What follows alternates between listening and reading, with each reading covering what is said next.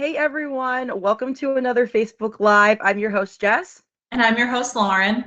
And today we are doing a Facebook Live all about the importance of mental health and how it relates to school in honor of Teen Mental Health Awareness Day, which is actually tomorrow. But we wanted to keep us on our same schedule for you guys on our Wednesdays. So before we jump into all of the really important content we have today, Lauren will give us our few Facebook Live tips.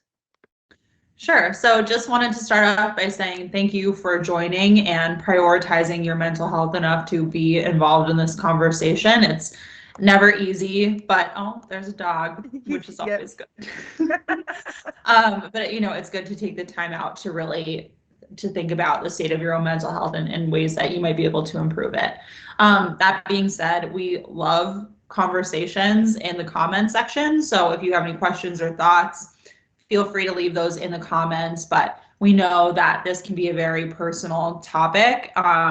So if there's any super personal information that you need to share, and especially if that involves contact information like a phone number and email address, leave that out of the public comment section. Give us a call if you're a current Penn Foster learner and you want to chat at Student Services. That number is 1-888-427-1000.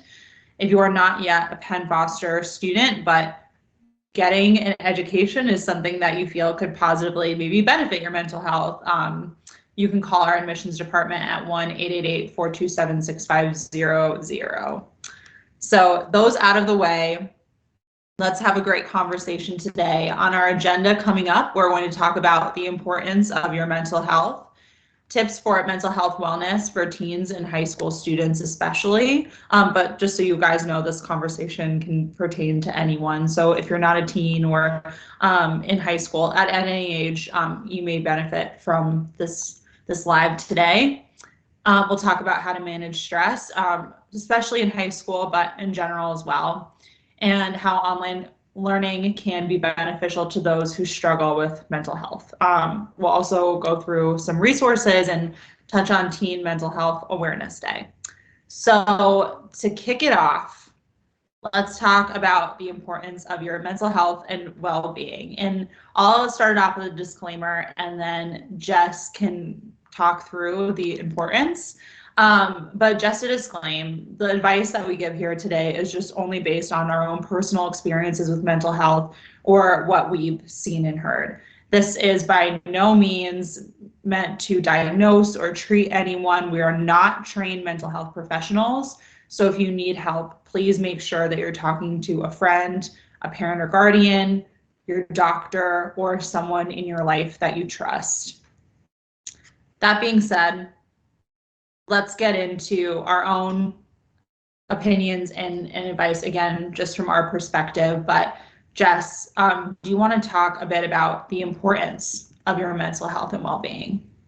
Absolutely. And I think it's a great place to start this conversation because I feel as if, if you're sick, you have a cold, you have this, you have that, that those physical health issues you deal with are always kind of treated a little bit more tangibly, or because you can see them, they are treated more vigorously than mental health. But your mental health is extremely important to your quality of life and your physical well-being.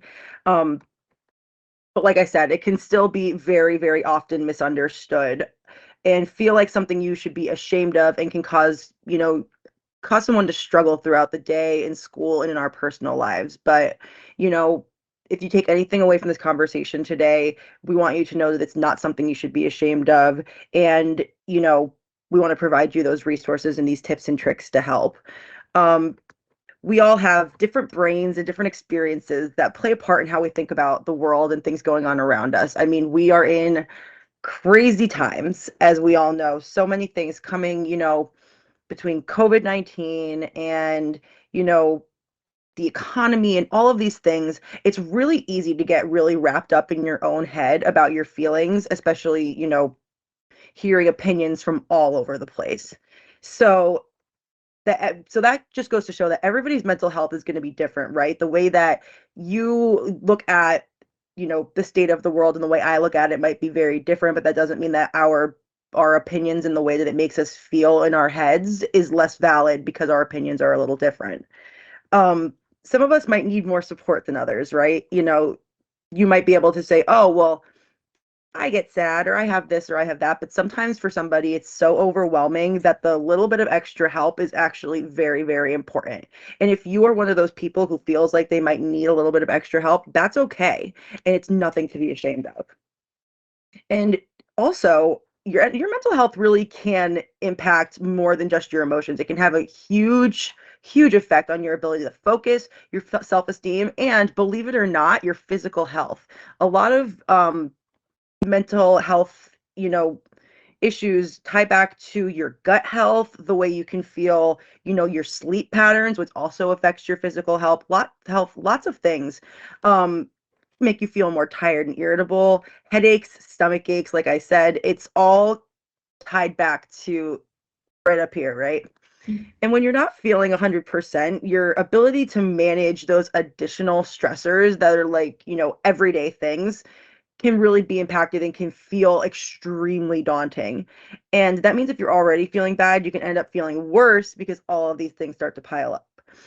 So basically, it's really important to focus on your mental well-being as much as your physical health, if not more, just to make sure that you do, not just to make sure you do well in school, but that so that you can feel confident and good about yourself and wake up each morning ready to face the day and whatever is waiting for you at the end of it.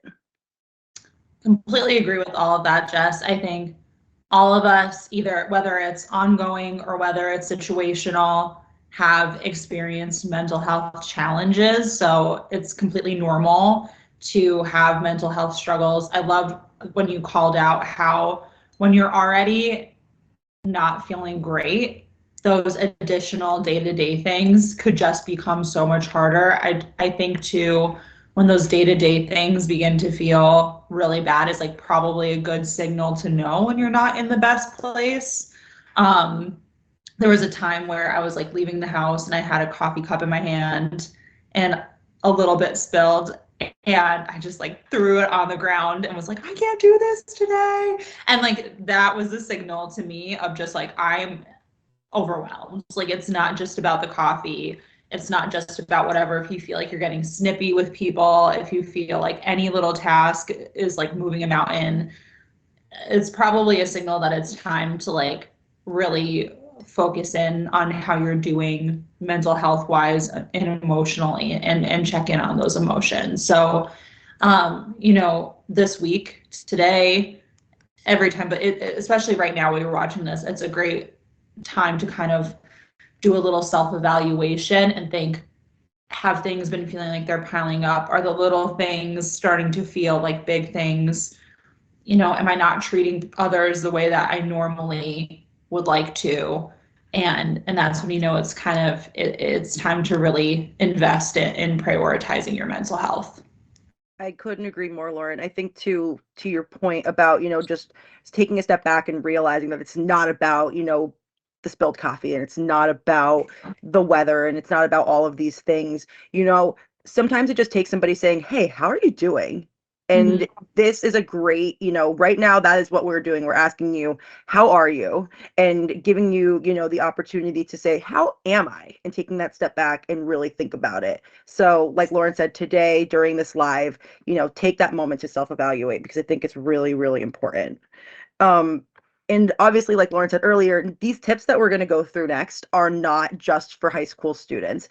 That's kind of where our focus is today, but all of these things can really help, whether you're a high school student or you're, a college student, or you work 40 hours a week, or they apply to any and all of us. So just don't click away if you think that these are just for high school students based on, what our live is focused on. These tips can help you for sure. Lauren, do you want to jump into a couple of the tips for mental health wellness for teens and high school students that we have, kind of come up with to share today? Yeah, absolutely. And I think the reason, and I completely agree with Jess, these are for everyone. The reason that we wanted to call out high school students specifically is that when you're at that point in your life in high school, whether you're younger or an adult learner at any age, it can sometimes feel like you're in that transitional moment of like you're in this like school phase of your life, you're working on what's next. There's a lot you're learning about the subjects that you're studying, but there's also a lot that you're learning about yourself. There's a lot that you're learning about the social dynamics in your life. And I guess like I can speak for my own experience with this. Like I feel like it's just kind of sometimes difficult because when you're not in that place where you're in your career yet, you're just in high school and you're learning, you're building friendships, you're building a life. It can be intimidating because you're just like, how is my life going to shake out? Am I going to be okay? Are things going to be okay? And that's a really overwhelming place to be in your life. So just wanted to give that a shout out and let you all know that that's kind of why we're especially thinking of our high school learners. But we do have a couple tips that can help you focus in on ways to make yourself healthier mentally and physically.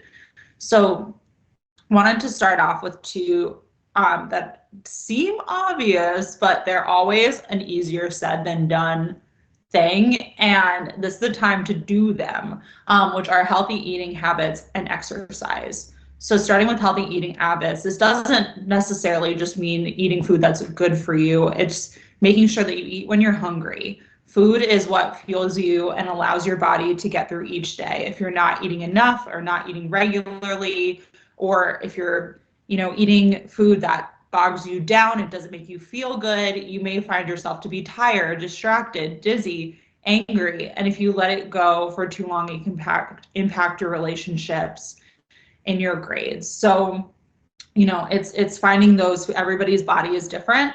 Everybody's body runs on different things and needs different things. So figure out what makes you and your body feel good, and really try to work on focusing on the foods that make you feel good, and not just going for what sounds good in the moment, but you're going to regret later. Another thing with that is like focus on those brain foods and those superfoods like kiwi, avocados, blueberries that really give you like a lot of energy and mental stimulation too.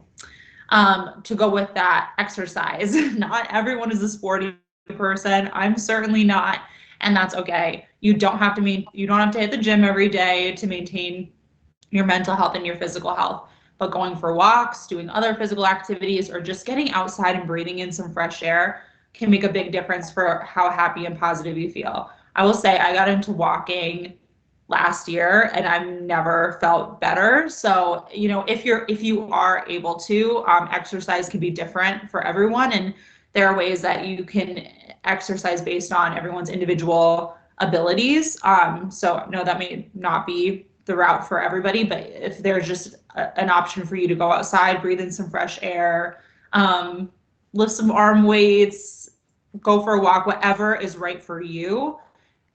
When you kind of get that blood pumping, it can feel good and really get your brain going and make you feel a little bit more connected to your body and a little bit more connected to the world around you. And that's always great. With that is sleep. Another easier said than done, but as Jess mentioned before, if you're not in the best place, you're feeling anxious, you're feeling overwhelmed, your mind is going to be racing all night. You're not going to get that quality night's sleep. And then it's just like that. It starts off that bad cycle, because then when you go into your next day and you're exhausted, then you're not going to feel alert. You're not going to be on your A game. You're not ready to face the day. And then it just keeps going.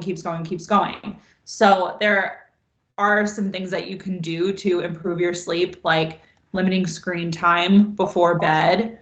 If you're somebody who often will try and fall asleep with the TV or I know it works for some people, but in general, like with the music, the phones, the TV before bed are not really the best for getting a great night's sleep. If there's something that's like really nagging at you before bed, see if there's a way that you can either talk about it and vent about it with a friend or someone in your house, or at least come up with a plan for it before you lay down at night, so it's not just running through your mind all night. And where possible, no, it's not possible for everyone, but if you can try and at least get on some kind of a consistent sleep schedule, it makes a huge difference. Probably something, again, all things you probably heard before, but truly, like, when you put it into practice, it does make a difference. Another thing is self-care. You may expect a lot of yourself. You have big goals you're trying to meet. You have a lot of expectations that you're putting on yourself, expectations that your family is putting on you, you feel like your friends are putting on you every day, and it can feel like a lot of pressure. So you really have to force time to take care of yourself. It can help you be calmer, it can help you deal with stress better, and more prepared to reach those awesome goals that you have. So self-care isn't always, putting on a face mask and doing your meals. I think self-care looks different to everybody. Sometimes it's a night out with friends. Sometimes it's going and taking a bath and reading a book. It could be going for a walk. It could be scrolling through TikTok and telling everybody they need to leave you alone for a half an hour. Whatever it is that makes you feel a little bit better, that's what you have to prioritize. And then finally, you need to find that support. Feeling like you have the support of friends, family, teachers, people in your community can make a big difference in your life. Not everyone has a good support system, though. So if you don't have anyone that you genuinely feel is supporting you in the way that you need, it can feel lonely. But the benefit of the digital world that we live in today is there are ways to connect with people across the world through the internet. At Penn Foster, one resource you could check out is the student community. You can connect with other people, connect with the community manager. On Thursdays at noon Eastern time, there are community chats where you can talk live about a certain topic. And it's just a great way to find those people that are going through something similar and find connections. And with that, just recommend, with the internet, there can be healthy and unhealthy connections. If you're following influencers that are making you feel bad about yourself or are offering advice that isn't right for you, seek out those connections, whether it's an influencer or friends that make you feel good or offer you hacks or advice that align with what you actually need. And don't feel like just because some model or some influencer is doing something that applies to you too. You do what you need. No one knows us better than we know ourselves. Absolutely. I think that's the perfect way to round that out, Lauren. Is, nobody knows you better than you know yourself. So, we can say have those healthy eating habits, but maybe you don't have that time in the day. One thing I would recommend in terms of the healthy eating is if you're the kind of person who, now me personally, you're good. I have been diagnosed with general anxiety and depression, and for me some days it's just too hard to make a meal. And I know that when you see these healthy things, a lot of times it's getting out the pots and pans and making something. And for me some days it's just not going to happen. So things that I like to keep on hand are like apples, clementines, granola bars, things that are like healthy for you that you can just grab, throw yourself back on the couch, and just make sure that you are nourishing your body without having to go through all of those steps. So always, that's like a little hack that I like to, kind of throw in there sometimes. And also with the sleep thing, Lauren, I cannot agree more about the screen time. And something that's helped me a lot is, instead of sitting on my phone before bed, reading like a physical book is really good, because it'll help tire your eyes out and you're not looking at that instantly responsive screen over and over. So if I can leave two tips there, off of all of those amazing, nuggets that you dropped, those are the two that I would recommend to anybody. And if anybody else has any other tips or tricks that work for them, drop them in the comments, because something you say might help somebody else out. So. Jess, I love what you said about, and thank you for sharing about, how you can eat healthy on days that you don't, or, eat food that makes you feel good on days where you're not like mentally feeling great. I think one thing that's tough is like when you're not in a great place mental health wise, you can get focused on like this ideal of how you think you should be or where you want to be. but it's not necessarily where you're at or what you're able to do.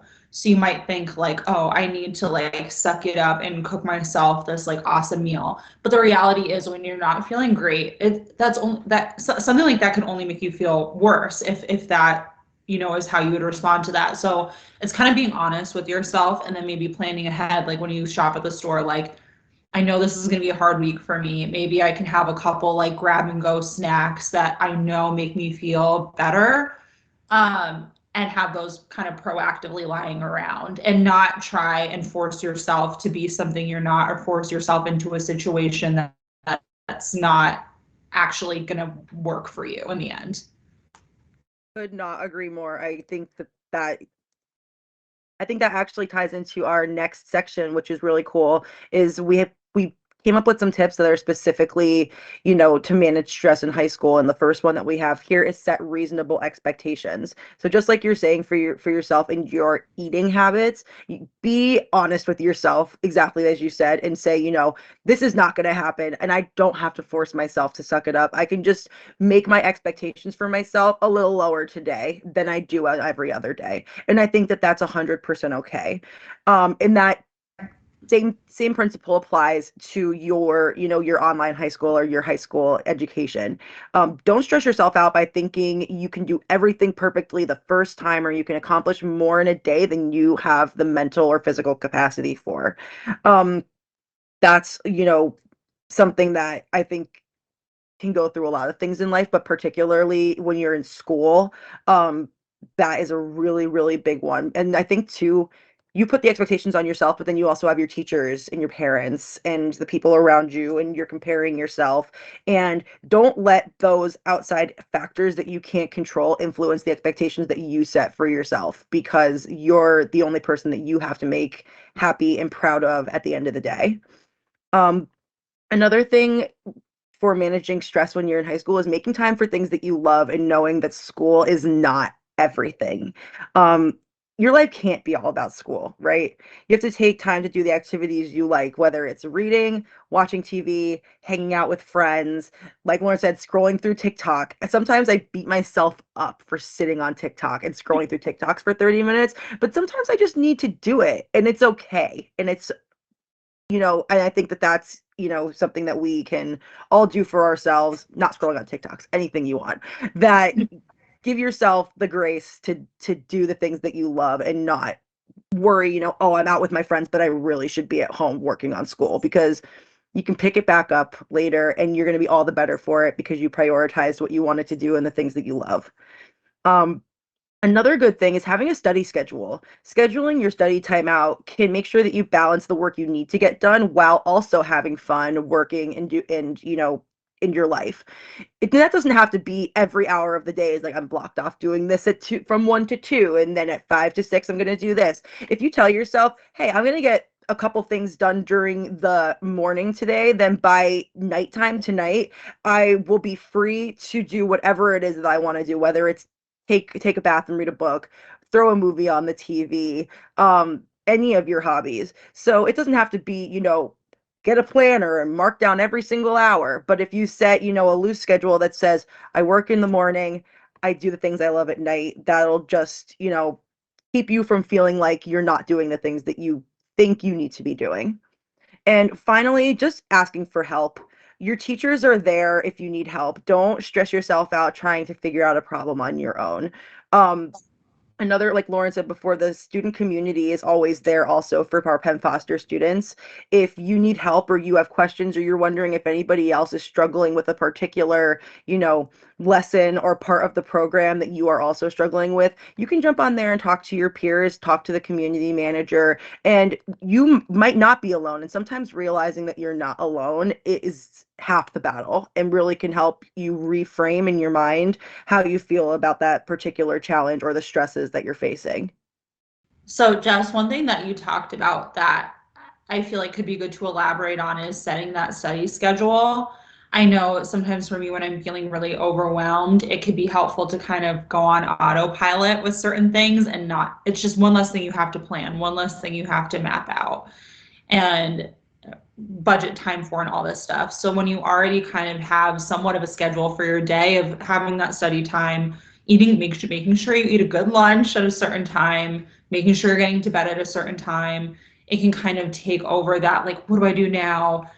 Like anxiety that can pop up. So I feel like even though it can seem like, and I mean, obviously every tactic works for different people, but I think if you're feeling anxious about everything that you have going on, it's one way that you can kind of just say, like, I don't even have to think about it. I know it's study time and I'm just going to go do it. Yes, absolutely. I couldn't agree more. And, having that schedule too, you don't have to just block off stuff for school. You can add all the other things in your life too, and it might just help, feel like you have a little bit more control over your days than you would if you just kind of are grabbing any moment you can to do something. So I completely agree with you there, Lauren. For sure. So with the time budgeting, online high school could be beneficial. I mean, for those of you who already are enrolled in Penn Foster, those of you who aren't yet, just want to touch on, even if you're already enrolled, like there may be certain aspects of you going to Penn Foster that can really help you fit in more time for mental health.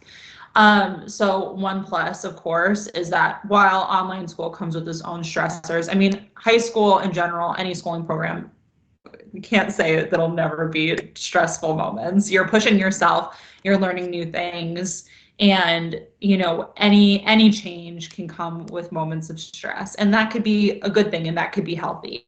But there's also some flexibility with online learning that can help you manage that. So with the self-paced classes, you can study and learn in a way that's best for you instead of struggling to meet deadlines or feeling bored because you're expected to go the same speed as other students in class, or feeling overwhelmed because you're expected to go the same speed as other students in class. In a traditional school, there are subjects that you're going to be better at. There are going to be subjects that are harder to you. And it could feel really frustrating when there's the hard subject and you're like, oh, I don't get it yet, and we're already moving on. But then the easier subjects, you're like, all right, let's go. I'm ready to get done with this. So it's kind of nice when you can set your own pace and really take in the information that you need in a way that makes sense for you as an individual, and you don't have to worry about other people and your surroundings. Online high school is independent, so you're not in classes with other students. So if you're somebody who you just don't really feel great being around a lot of other people for whatever reason, you can focus better when your classroom is your bedroom or your kitchen or your library or wherever it makes sense, your break room at work, wherever it makes sense for you to be studying from. So that's kind of a nice perk. You can also take breaks when you need them. So if you're a current student, if you're not enrolled yet, remember this point, take breaks when you need them. And find the things that you love to do. So since you don't have all these deadlines, you can take breaks when you need. When you're feeling overwhelmed and you're feeling stressed, give yourself a little pause. When you're feeling lots of energy and you're feeling motivated, keep going and do more. Don't want to say like take breaks all the time, because of course you want to achieve your goals and that's going to feel good to you. That's going to be good for your mental health. But you have to listen to your mind and you have to listen to your body and do what's right for you. You can also, with online school, carve out time to make sure you're doing the things you love, you're learning new hobbies, and that can help you manage stress and maybe even explore some different interests that can translate into a future career, which is hopefully going to make you feel better and make your life better, which is the end goal. Yeah, I think that in particular, I think the flexibility that you touched on at the beginning of that, is just imperative. It makes it so that when you do make that study schedule that we were talking about before, you're not locked into a specific time. Today you can do, a couple things in the morning, and if tomorrow makes more sense to do them at night, then you do them at night.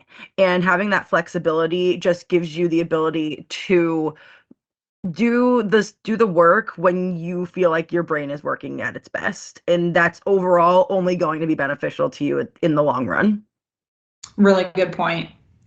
So like we said in the beginning, we're not mental health experts. We've talked to a lot of you and We know what it's like as humans to go through these struggles, but if you are somebody who wants to, hear more from the professionals, we're going to call out a few resources. If you can share those, Jess, and we'll also link them in the comments below, where you can read more, do more learning on your own, and maybe reach out for additional help. Yes. So we have a couple listed here. There are tons all over. So if anybody else has any that we don't mention here that have worked for you, drop them in the comments for sure. But the National Alliance on Mental Illness, or NAMI, is a really big one. There's also the Trevor Project and Go Ask Alice. Reach out. Then there's teenmentalhealth.org and Teens Against Bullying, which is pacerteensagainstbullying.org. We will drop all of these links in the comments because some of them are a little long, or I would spell them all out for you. But they will be there in the comments. So if you save this live, bookmark it for later, and you need these things later on, they will always live in those comments. And you can also, send us a DM and ask us if, we have a list of those resources that we listed in the Facebook Live, and we'll get them to you as soon as we can. But we hope that if you do need that help, one or multiple of these resources will be helpful to you. Absolutely. Thank you all so much for taking the time to talk about your mental health with us today. We hope that there's something that coming out of this conversation you'll do to spend more time checking in with yourself and taking care of yourself. We appreciate you for joining and having this conversation with us today. And we hope this is something that you think about on an ongoing basis because it is so important. Absolutely. And just take care of yourself, take care of each other, and we will talk to you guys all next time. Thanks, everyone. Bye.